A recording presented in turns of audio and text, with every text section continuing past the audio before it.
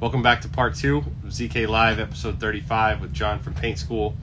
We've been talking about running a painting business. Right now we're talking about training and the lack of formal training systems in our world today, in our country. There's just not a place you can send your guys. So we're going to continue our conversation. I'm going to bring John right. We're going to talk about we're gonna solve the world's problems right here in the next 30 minutes as it relates to training of painters. There we go. See me? Yeah. So you're saying CertaPro has done something to try to... Yeah, so they built out a facility. I'm not sure if it's completed or if they're still in process of building it. But they basically bought out a warehouse, and it's just going to be a training facility for their franchisees. You know, so their franchise company, they've got, I don't know, 10 companies out here where I live, but they're all over the country. And, but yeah, like that concept, I don't know how well they're doing it, you know, but that concept would hypothetically bring a lot of value to a company. You know, if you could have your guys go basic preparation, basic understanding of painting fundamentals, basic brush work, basic rolling work, spray work, spray preparation, cabinet refinishing, like all this stuff has a lot of value. And just basic etiquette. What's that? Right? Yeah, absolutely. 100%. For a foreman, how do you start a job? How do you close a job? How do you start the morning? How do you finish the afternoon? Right? Like that stuff is really important to a client. You know, it's really, really important how you show up, right? Like we have this system where our whole scope is in the schedule, you know, so we have our schedule, we clock in, clock out of that. It also has our whole scope of work for the project. So all the guys have access to that. And guys will show up to a project and with a client, you know, hey, good morning. Hi, we're here with JQ Paint. Okay, what are we doing here? Right? And the guys don't say that meaning like we don't know what we're doing here. They mean it as in, hey, let's walk through the project. What do you got for us today, right? But a client looks at that and it's like, don't you know what you're doing here, right? Like, you know, and the guy's like, yeah, I do know, you know, whatever, right? It's like this awkward start to the day. Some people wouldn't matter to at all. Some people would think, oh, your guys don't know what they're doing. They got here and they asked me, what are we doing, right? It's like, right? And now you have this issue, you know, finishing out a day, right? Like if you paint a room and it has one coat and you're going back the next day to paint the second coat, well, that night when they go around to look at all your work, they look at that bedroom and think, oh my gosh, this looks terrible, right? Like I hope they're not finished in here, right? It's like if the guys would have said, hey, this room only has one coat on it, we're going to do another coat tomorrow, like just kind of a little recap of the day, what we're doing tomorrow, you know, get these areas ready, whatever.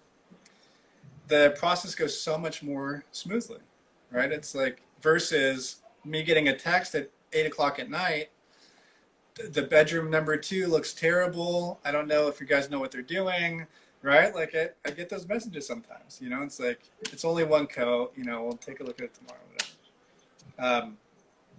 But yeah, just a little bit of training there, right? Like just a little finesse on how to tweak the conversation a little bit, how to kind of guide a client a little more where you want them to go. You know, they're really manageable things. They don't take a lot of effort, but you have to do it. You know, there's no... It always talks about, like, where are you going to park?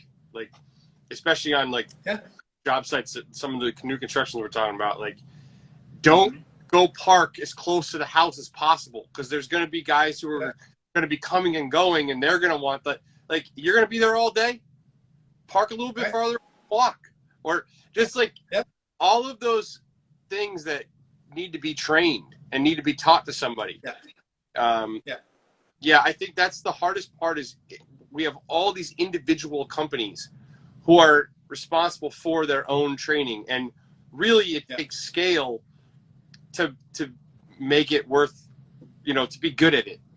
So that's where I think we're starting small, but I have dreams of growing this into a large organization that will team with a bunch of different entities to be able to actually afford, if you will, to spend the time and energy to build out a very thorough training process that is cost effective.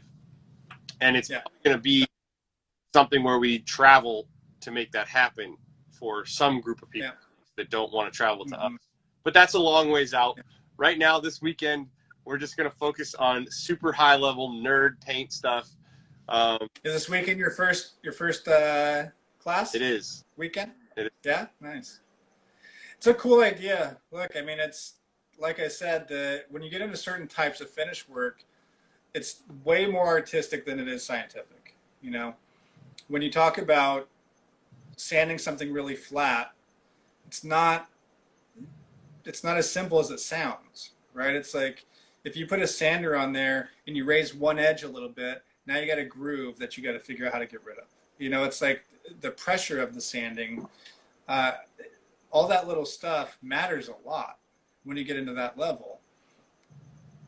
But it's something that you would need to figure out. Like, you need to feel the pressure. You need to feel how hard you go, how often, how many times are you sanding that door back down, right? It's like, it looks pretty simple, you know? It doesn't look that hard.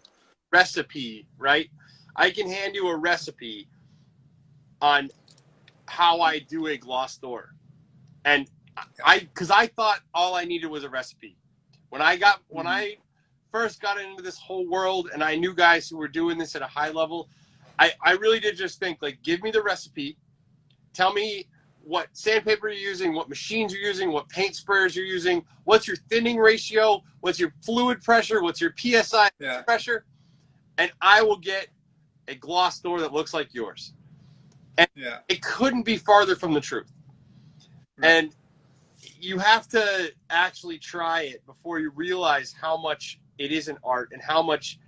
And when I hired my consultant, I thought he was going to come out and give me a recipe.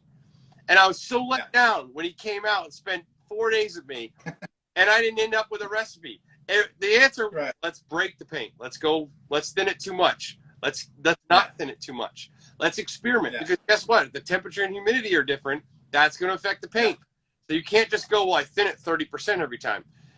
You know, and then what happens if something goes wrong? Do you understand why it went wrong, and what are the parameters you can, things you can play with to fix it? And the art of it is, does, like Midway said, it takes practice. And with what the average paint company does, I know I didn't grow up with it. There's not a lot of time spent not producing work in the field. Right. You know, that's just, I don't think I ever spent a minute not just producing work in the field. Yeah. When I got into this high-end world, it's like, no, you don't go try that on a job. Like, you got to go spend hours and hours practicing before you ever do it on site. And that is a foreign concept to the average painter. Absolutely. Yeah, I mean, troubleshooting is a big deal, right? Like, I think as you have to do it more, you get better. Well, probably not everybody gets better at it, but understanding why things fail, what your options are to fix it. Can you replicate the failure, right? Like, is the failure even repeatable?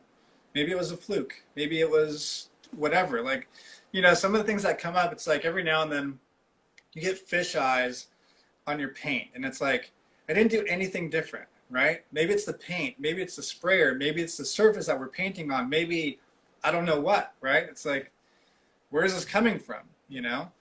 And you can troubleshoot your way through something like that, right? There's some solution to it. There's some answer.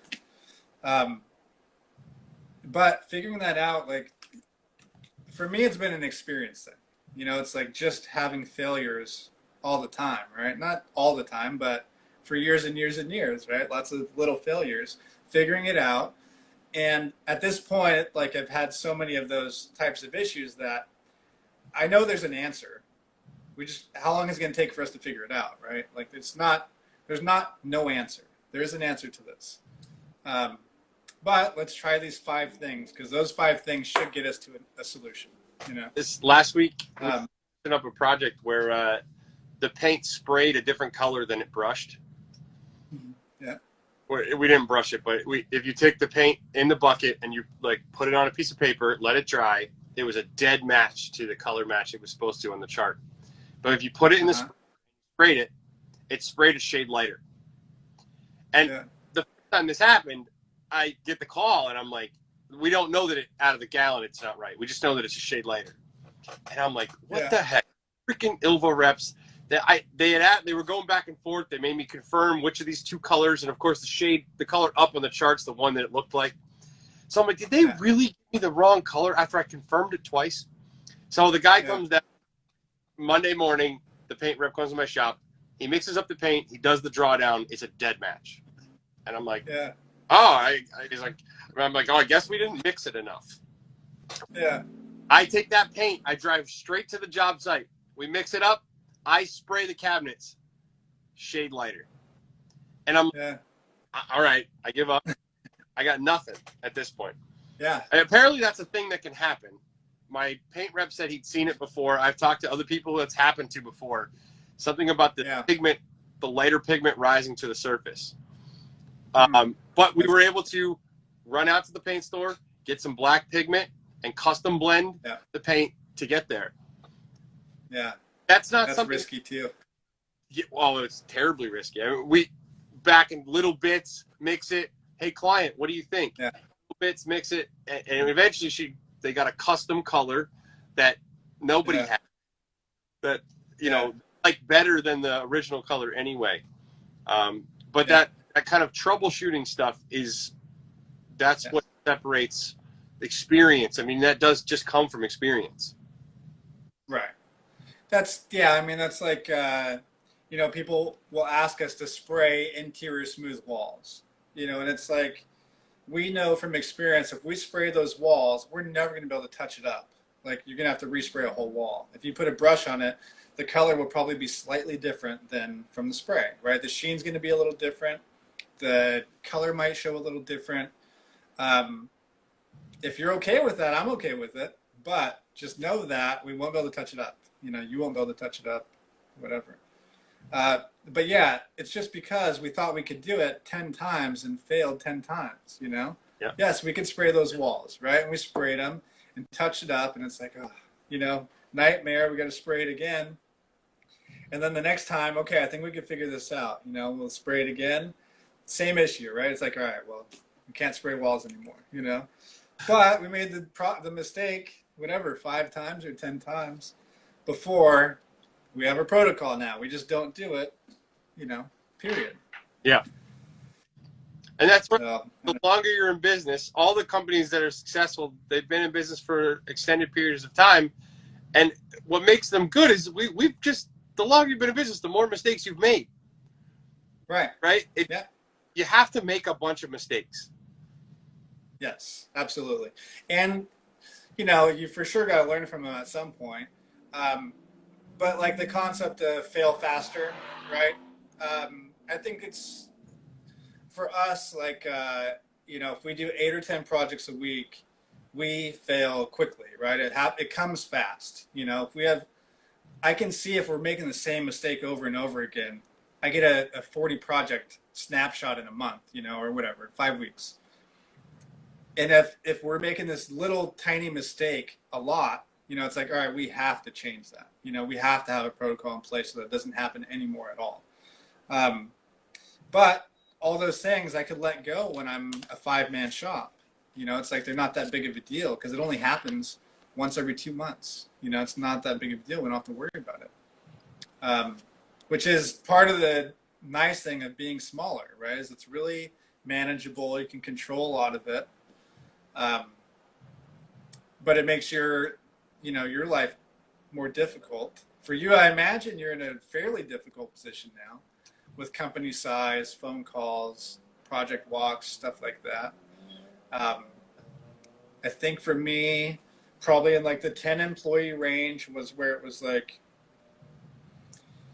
before I had an estimator, I was doing sales and then employees. And now it's different for you because your projects are going to be higher average cost. Mine are lower, so we're doing more projects than you would, right? For you to get to 100 grand looks way different than for me to get to 100 grand. Yeah. I might have 20 clients, and you might have 3 or 5, right? We're on right now. Yeah. Apple one. Right. So that's what I mean. So those projects are great for me. Like we have this hotel project, it's 120 grand, and I can just go there once a week, you know, and say hi and make sure we're still doing the right stuff, and I'm gone, you know.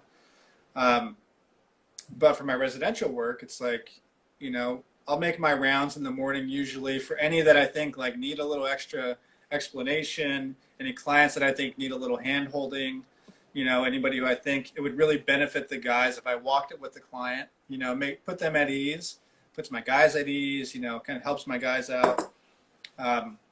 So I'll kind of pick whatever is priority, you know, and go visit those projects.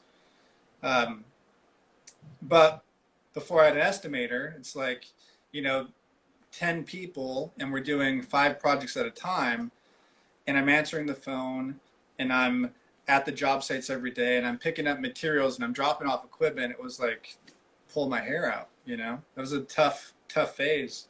And then if anything goes sideways on top of that, it's like I don't even want to paint anymore. You know, that's where it gets crazy. We've definitely not overextended, but we've extended pretty far on some capital outlay on, you know, the booth retrofit was a huge investment. Yeah. Some tools and equipment. It turns out it's the wrong one, right? No, it's actually working great. We are one pulley shy of it being perfect. Yeah. We need to change out It's a nice setup. Yeah, it'll be nice. Our real estate is so expensive here. It's so hard for me to get that kind of space. Yeah. You know, we've got a little office here. Well, we have a retail storefront. 30 minutes from my house and an hour and 20 from a lot of our work. Yeah. You know, that was sort of you know, we're in a very nice area for what I do, for what we have here. Like, it's a very blue collar rural town in Rhode Island with not a lot of those, but it is. And so it's reasonably priced. It's got insulation. It's a newer building. The land will be cooler. But we have to, it means that we drive to. Yeah. And we could drive and have lesser cost, right? That's definitely an option. But for me, my time is so valuable to me, you know, and my ease of being able to just pop in the office on the weekend if I need to, you know, pick something up, drop something off. My office is 10 minutes away from my house, you know. Our work is,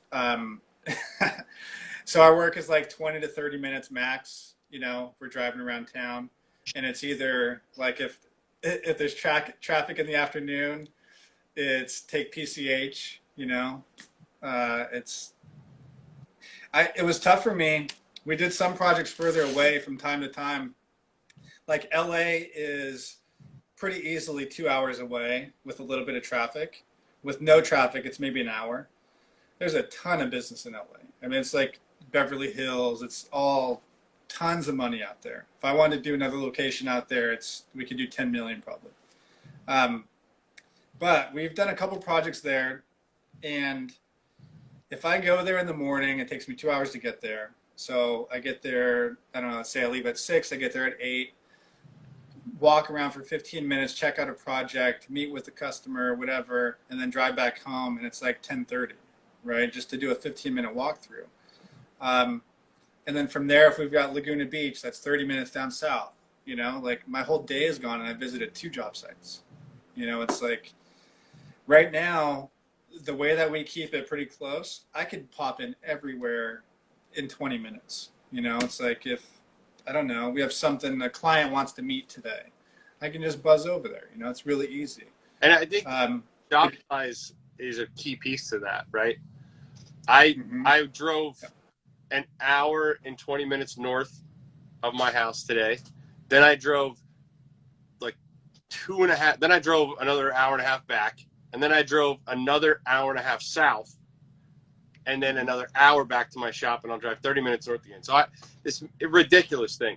But that's 2 jobs that'll total almost $250,000 in 2 jobs. Right. So Yeah. It's a big difference. It's a huge difference. I'm not, yeah.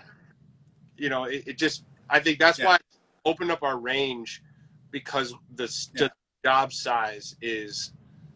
Yes. So for that kind of work, for like really high end niche work, and then for commercial work, it would make sense to travel. If we did hotels all over the place and they're all, I don't know, $200,000, $300,000, $400,000 projects, then yeah, I could go to LA once a week, right? Once every 2 weeks, whatever, and then leave the guys there, and we're just getting the project done for the next 3 months. That for sure would be way more manageable. On hours, we're doing volume, so we're doing 8 or 10 projects a week, every single week, all year long. It's like, that's another part of it where, I have 8 clients that I'm dealing with this week. I have 8 clients that I'm collecting payment from last week. I have 8 clients next week that we're picking colors on. I have 8 clients the week after that, you know what I mean? It's you better it's a lot of people. Close. Because if you're driving, I drive. Yeah, absolutely. It's just, it's a lot of people to be in contact with. It's a lot of people that have access to my cell phone, that have access to my email, right? That can email me questions and all this. So in order to grow and not be like getting text messages all day long, we had to have certain protocols, to not be getting emails all the time about questions that are really easy answers if we had preempted them. It could just get out of hand so quickly, So there's a question. Our friend Chroma Custom Painting asks, when early on in your company and working alone, what metrics are most important to monitor? Do that.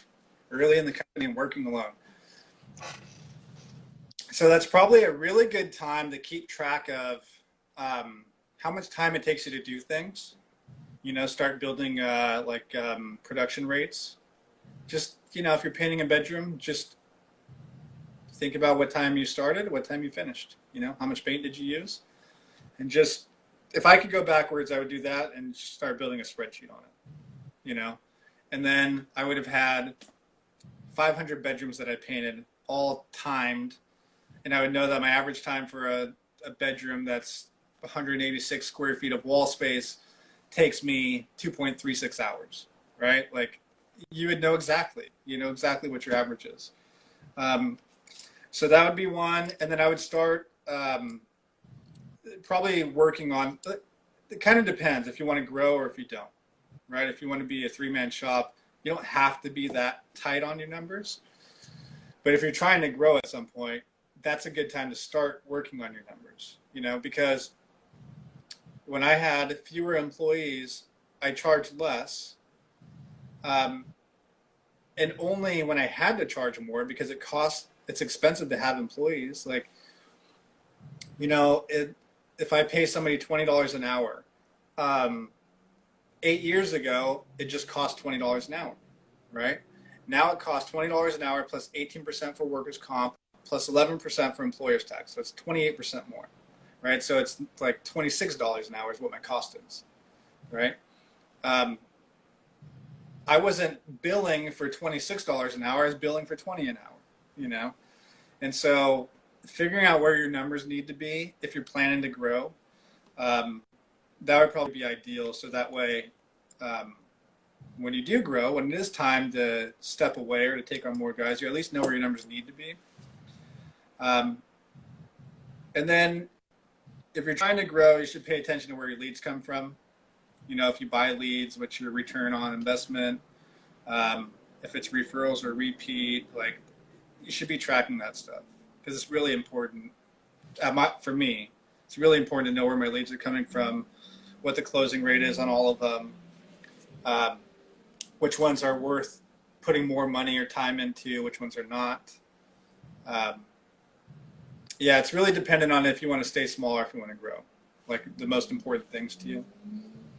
And at that small level, starting the company culture is really important. Getting people to buy in and be on the same page, and probably doing some team building type stuff every now and then. And I think we've talked about it before on here, but I think the number one metric I'd be tracking when you're a one-man band is your hourly charge rate. Like, yeah, absolutely. What are you actually charging per hour to do the work? And yeah, because when you're alone, it's a lot easier to continue to raise that. As you get more people on board, first of all, you have to have it at a number high enough to even afford to have an employee and have it be a profitable endeavor, which a ton of guys, I think, have employees that they're not charging enough to even make sense to have them because they're not making them. Yeah. And I wish I would have understood that better when I was a one-person company, is how to stop hiring more people and start closing less bids at higher prices, staying just as right. Building a reputation. That's scary to do, though. It is. Yeah. So much scary to do. Work, and then have to hire guys, and then find out you made no money. Yeah. So that's what we did, right? Is we got a ton of business. So in our biggest year, I think we had, I don't know, maybe $7 million in bids that we did. And we did a little under $3 million in business. And it's just like calls are coming in constantly, like 40 calls a week, 40 new calls a week. It's crazy. And yeah, so just hiring people on, right? And everything seems good because money is just in and out of the bank, right? In and out. But because we didn't have our numbers really dialed in at that scale, it's like it was such a hard lesson to learn, to go through that and then to scale back down. And now our prices are higher, right? So that was another side effect of that, is we have to get jobs. We have to put work on the schedule, right? Like we have to come up. So at that time we were,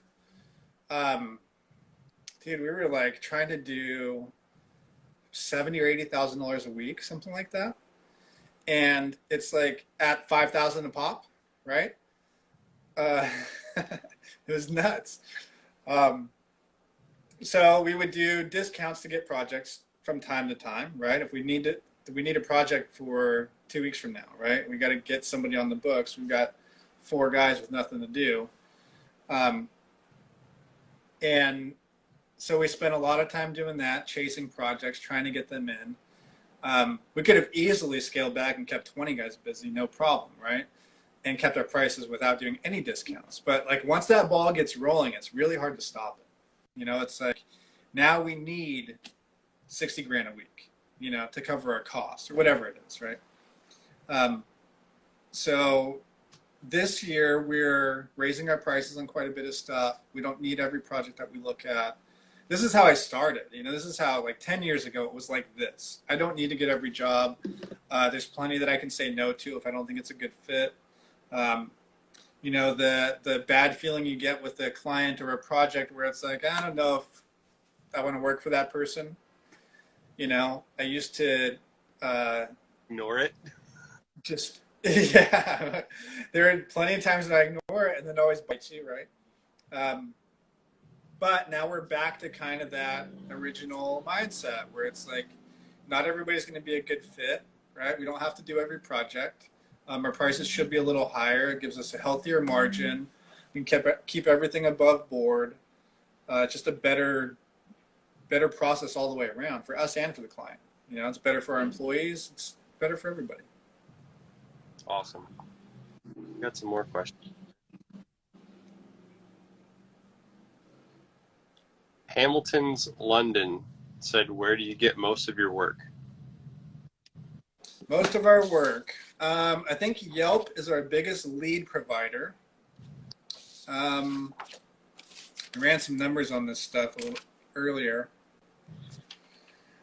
All right, so Yelp gives us most of our leads, but our most sales come from repeat clients. So repeat clients, we did $530K in estimates in the last 6 months, I think. $290K in contracts.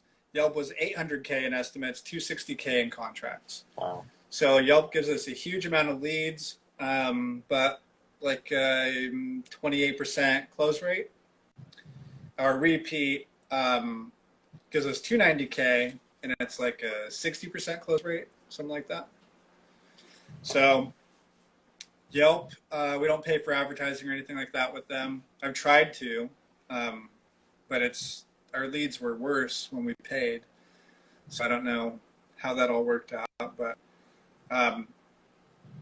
so Yelp during our biggest year, we were probably getting 30 calls a week just from Yelp.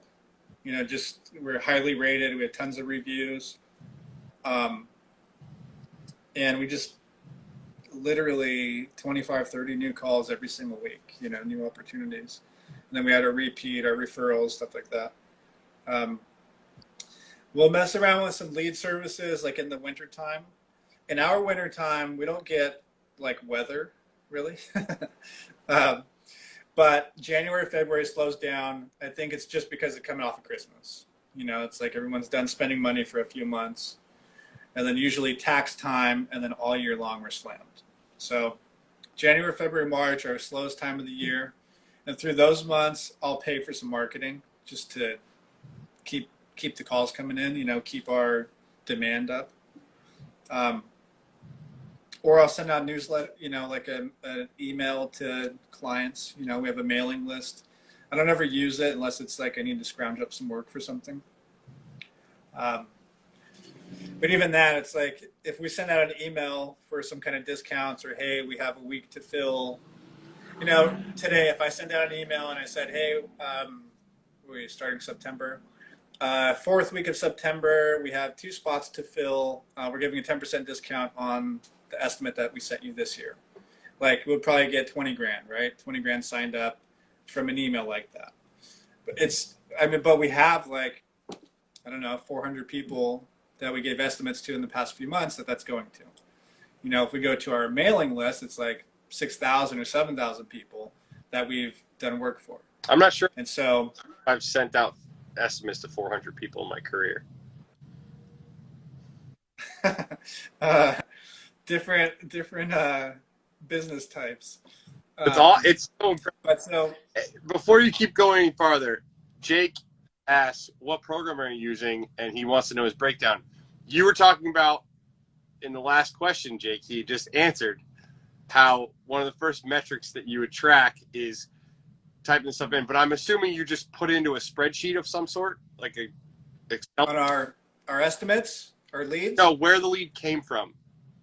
Do you have a program specifically for tracking that, or where do you put that information?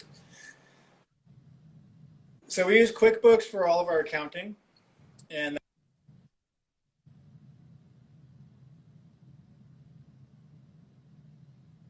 oh no.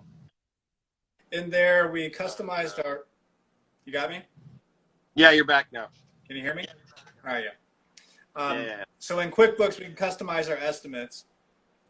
And so we add on a tab there for like where the lead came from, lead source. In there, we can select whatever it is, if it's a referral, Yelp, Google, our website, whatever. And then I can just run a report on it. So I could do a report by lead source, or I could do a report by estimator, right? I still do some estimates, but Dane, my estimator, does most of them. So I can compare my numbers against his, right? Once a month or every other month, and make him feel bad about it. Every does that, talks the same crap. Yeah, I still outsell my guy where I want. Yeah. I think it's like part of it's got to be that I don't need it, right? I seriously think that it has some effect on clients, right? If you don't need their project, they want you, and then I think the confidence, of years, I know exactly what I'm talking about. I know that we would serve you well. I know that if we're not the best, we're going to be one of the best companies you could choose. I think that is felt or seen or something, right? Like that's something that people read or catch on to. So I'm sure that helps. But yeah, it's kind of funny. There's no question. I just did a 2-hour-long podcast interview for the PCA's new show, and they had an expert in sales on. And But that's what I was talking about. I was like, I'm only there to see if we're a good fit and to like find out if I want to date you as much as you want to date me. And I'm not here to make you buy anything. And I'm agnostic. Either way, this is a good fit or it's not. And when you can approach sales in that way of like, I don't need, people smell desperation a mile away. Yes.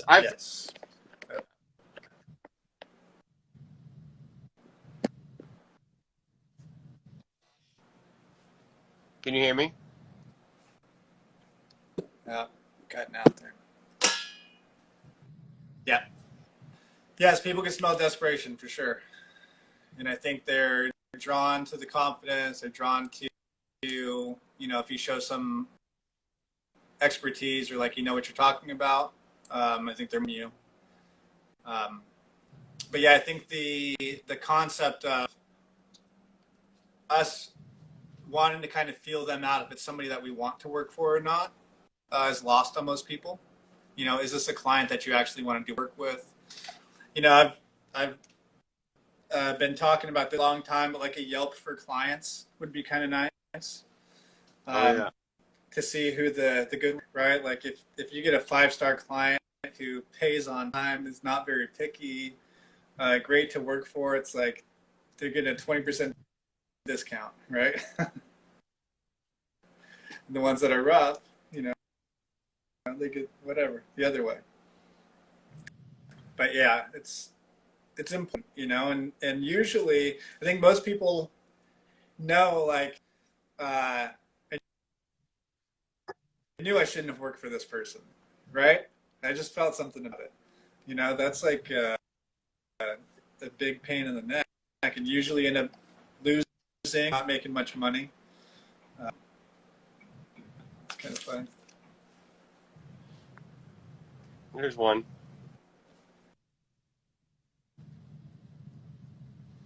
Oh man, Instagram. It's a love-hate relationship with these lives. We're John is cutting out on my end. He's frozen. Are you back?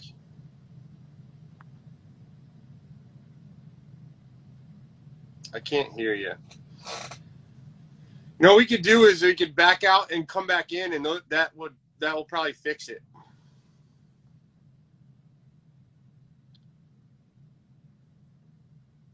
I can't hear anything. I'm gonna back out and come back on. Can you guys all hear me? Somebody say something in the comments if you can hear me. Or can you hear John? This is so weird. And here at ZK Live. All right, John's gonna leave and come back. No one commented in the bottom, so none of you can hear me. There we go. Carney saves the day. All right. I think this is the secret: is when when one lag happens once, it never goes away in some way. Back on?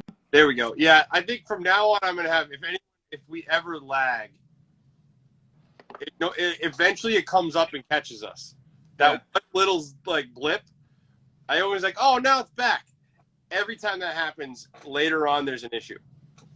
But I can hear you perfect now. All right, cool.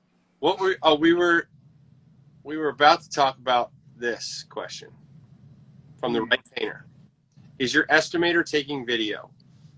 No, not yet. But I've talked with the right painter about that, and it's a good system. I think I probably have to try and do it myself, I guess, to figure out. So right now what he does is he goes out and does measurements of everything, notes on everything, and then pictures of everything.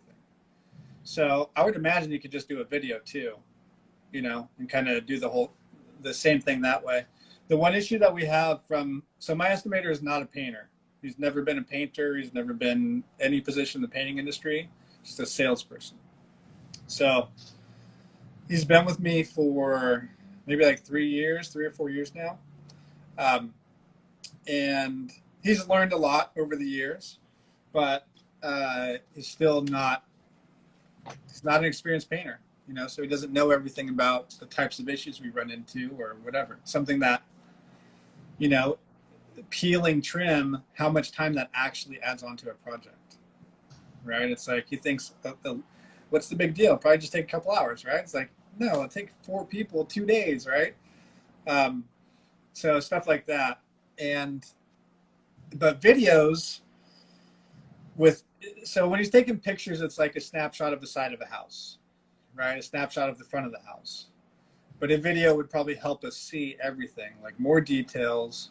I think for Sam, I think he goes through it with his guys, and like makes comments about notes, right? Like the eaves on this side are peeling real bad. We're going to need to scrape them out.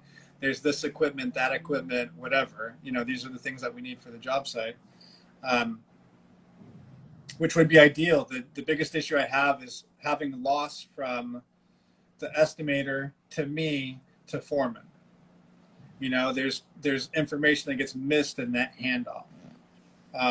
And most of it's probably from the estimator not being a painter, not having painting experience. He doesn't know the minute details that are important to us painters. He knows the general notes, the general details, but not the little details that can eat up hours in a day. But yeah, videos, I think that would be a good idea for sure. But right now it's photos and then notes and measurements. Do you take photos and put them in the estimates? No, we don't. That's an option. Like Estimate Rocket is something we've been messing around with for a little while now. We might use it at some point. I'm just not positive yet.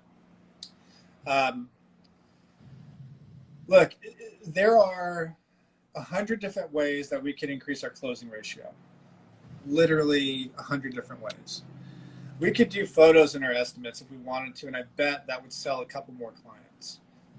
We could do better follow-up, and I bet that would sell a couple more clients. We can do, send a mailer the week after the project. If they don't sign with us, send them a mailer 1 week later, right? And probably increase our closing ratio. Hey, thanks for having us out to your house, blah, blah, blah, right? We could send a mailer out 1 month later with a 5% discount if we really want that project, right? Increase our closing ratio. There's 100 different things that we could do. So because we're in a position where we can't do more work, we can't do more than we're getting now, we don't have to explore a lot of those things, but it's like, if we were trying to grow right now, let's say in 2021, I want to do $10 million in business. That's when I would have to get out all those tools. That's when I would have to use all those techniques and all those tricks to get more products in. That's when I have to be really dialed in on what my return on investment is for all these lead services. Some people talk about how some of these lead services are garbage and whatever. It's like the numbers, you can get bad leads, but if you get enough good ones to justify the cost, then it's a net positive. If you get 10 leads and you spend $500 on those leads, you only get one job out of it. It's like, man, I got 10 leads. They're all garbage except for one. Well, if that one gave you more than $500 in profit, then it's worth it, right? It's a numbers game, Assuming you have scale on your side, and assuming that. And otherwise, if you don't have scale on your side, then the opportunity cost for sure might make sense. For smaller companies, I think rarely, if you're doing high quality work as a small company, those lead services are not really designed for you. No, they're definitely not. I think a lot of lead services probably take advantage of the small companies. Oh yeah, because they're pretty high cost. Like Home Advisor, we keep a membership with them, which I think we pay, I don't know, $80 a year, $100 a year, one time, something like that.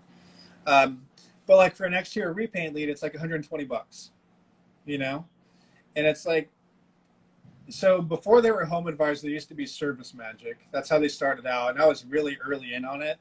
And so we got a ton of reviews. We've got, I don't know, 50 or 75 reviews, all 5 stars going back like 9 or 10 years, something crazy. So if we bid a project with all of our reviews on there, we're like the only ones that have that many reviews. You know, it's like another painter's gonna have 2 reviews, or us with 5-star, 60 reviews. We're gonna get the project. But now they're really expensive. That the lead today is $120. It used to be like 40, 45. So it's a pretty big expense for the risk.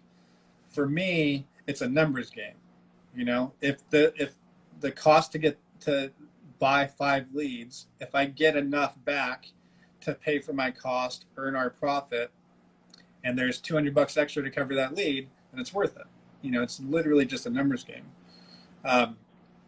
But you also have to have the marketing budget to be able to stomach that, because buying 10 of those leads and spending $2,000 on exterior leads is a lot of cash to put out, So I'm not we don't really spend much money on marketing. This year was the first year I kind of budgeted that we were going to spend like $1,800 a month on marketing.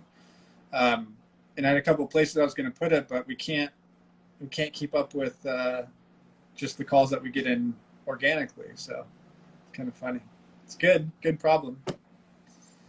But, yeah. That's where you should take that and you should put that money to a full-time videographer, photographer that just documents all your work all the time. And that's the long game that if you start doing now, just pays off. Yeah. We had messed around with the idea of building an app, that kind of ties everything in together for what we do, like all of our automation. But that's expensive, It's like $100,000 just to enter that world. It's just crazy. There's a couple companies that do it fairly well. I think Estimate Rocket's pretty good. Have you done anything with them yet? No. We are getting ready to make a switch, and we're going to start to do some homework on it. I'm probably going to be between Work Glue and Estimate Rocket. Yeah. And right now, if I had to say, I'm probably leaning toward Work Glue. Yeah. Because we're going to have to put in all the effort to build systems, to integrate it. And from what I understand, I think Work Glue probably has more capacities to better serve us. Yeah. And if we're going to start from scratch and go down one path, I honestly, it's almost a coin flip right now. I have not spent a lot of time thinking about it, but it's going to be something that I massively underutilize my CRM right now. Yeah. Point where it's like, it's just laughable. And so we're with Carney on board now, my assistant, that's one of the things we need to tackle. So I'm excited to really start to compare and contrast the two of them. Yeah. I think Estimate Rocket is probably the best one out right now for most people. I think Work Glue is the most robust. Like if I were going to start all over right now, I'd probably build everything in Work Glue. But we built everything in QuickBooks, which is really difficult for the average person to do because it's an accounting software. It's not a painter software. It's not a painter accounting software. It's just straight up accounting. So even understanding the accounting terms as they are in real life, it's tricky. It's confusing. It's like, it was very hard for me. I didn't build it out, first off. I had an accountant build it out. And then even now, I don't enter or do anything with any of the transactions because I'll screw something up, right? It's like I'll put something in the wrong account or apply it to something the wrong way, and then my whole accounting system's screwed up. And we don't know where the problem is, but there's a problem and numbers aren't matching up, right?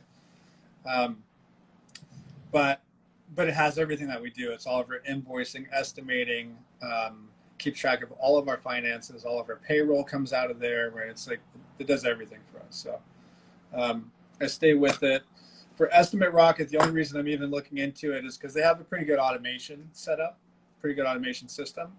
They have a drip campaign for marketing, which could be valuable to someone like me, could be valuable to someone on the smaller side who, maybe they don't do that many estimates. It's a pretty easy system to use. Has a CRM built into it.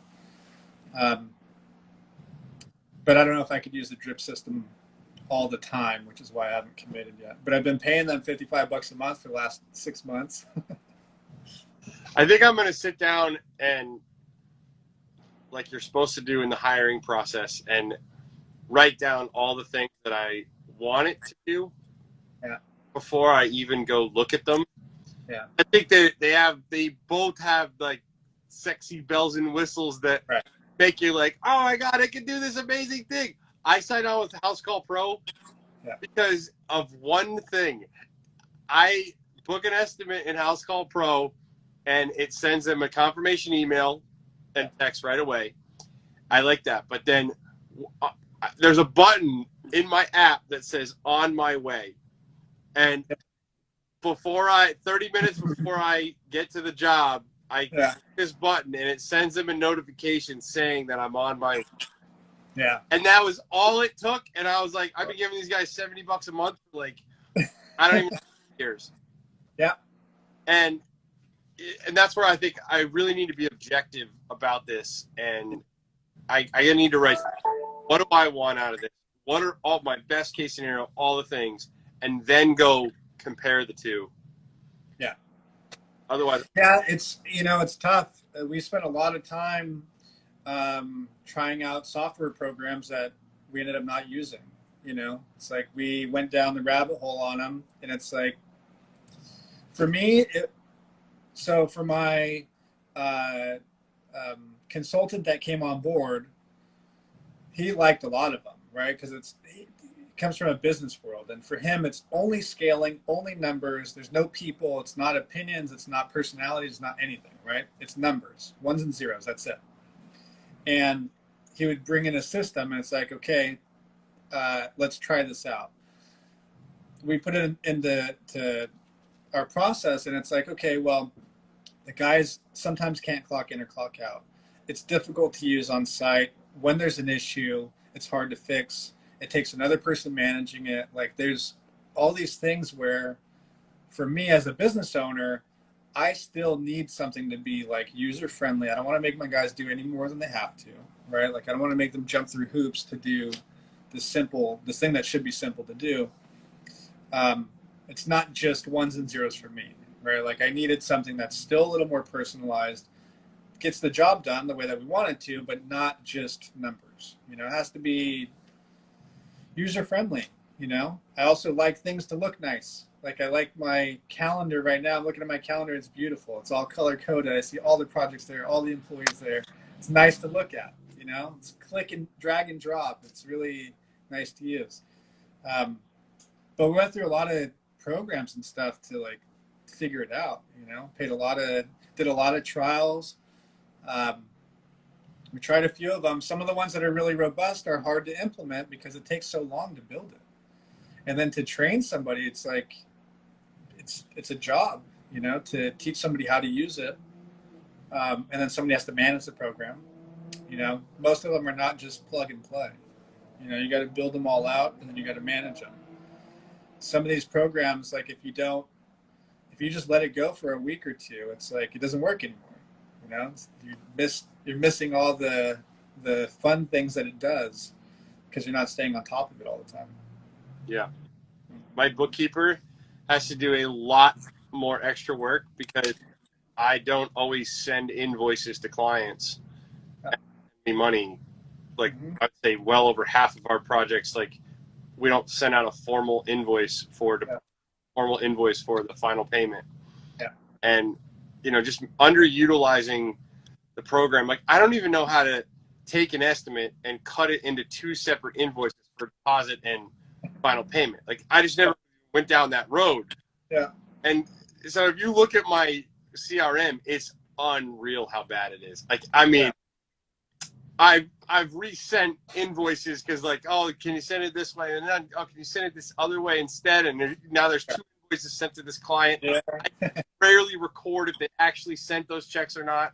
Like, and that's where I'm really lucky that I'm on this precipice of getting ready to, like, start from scratch and I understand how valuable this opportunity is, and I have a great person in place. My assistant is incredibly like system oriented and analytical, and she's going to get us implemented on whatever we do. Yeah. I just want to make sure that we're doing the one that lets us grow into it, and we don't get 2 years in and are like, oh man, we've maxed out. I wish it did all these other things. Yeah. Because like you, I'm sure like you don't want to switch. Like right. You're deep and it all works, and the effort it will take to change is so much. A lot. Yeah. Yeah. Yeah, but that's like, I spent a lot of time getting yelled at for making invoices the wrong way or not having. So like we do our credit card payments through Square. Square takes out like 0.28%. So Square doesn't communicate with QuickBooks in the correct way. So that 0.28% we have to account for in our invoice. So it's like, and I have to send a follow-up email with Square. Square payment comes in, forward it to the accounting. This payment is for this project, right? Otherwise, it's like they're just looking at numbers and trying to guess what that payment is even to. Like, okay, we have 6 payments. Where do they go, right?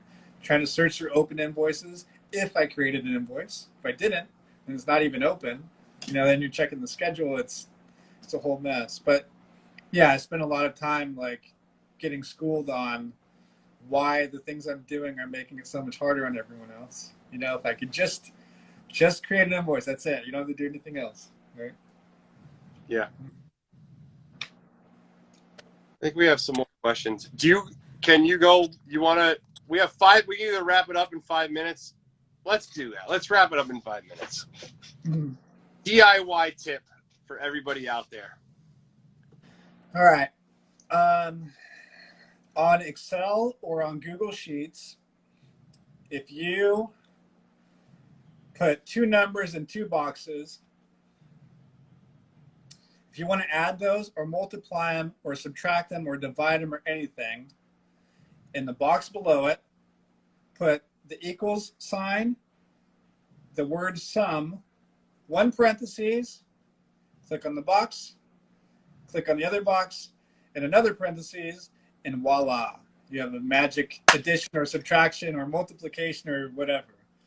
Like, just spreadsheets seem overwhelming in the beginning. I never got any formal training on spreadsheets, but I use them all the time. Like, you can, if you're a 1-man shop, if you're a 100-man shop, spreadsheets are good. Just try a couple simple calculations. It's really, I don't know much about spreadsheets, but I can build one kind of about anything that I need. Simple to do, just try it. Like Google Sheets is free. Just set up a Gmail account. We don't even use Excel at all. We just use the Drive. Figure out how to build one equation on a spreadsheet. We have 1 minute and 45 seconds left. I'm going to end it, and we'll come back, and we'll keep talking for a little bit. All right.